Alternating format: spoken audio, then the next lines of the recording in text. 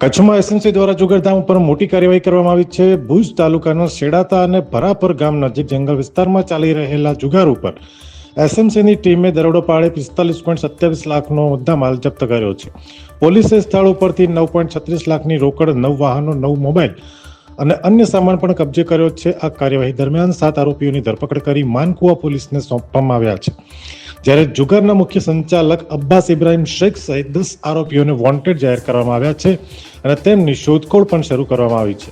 પોલીસે જુગાર ધારા અને ભારતીય ન્યાય સંહિતાની વિવિધ કલમો હેઠળ ગુનો દાખલ કરીને વધુ કાર્યવાહી હાથ ધરી છે.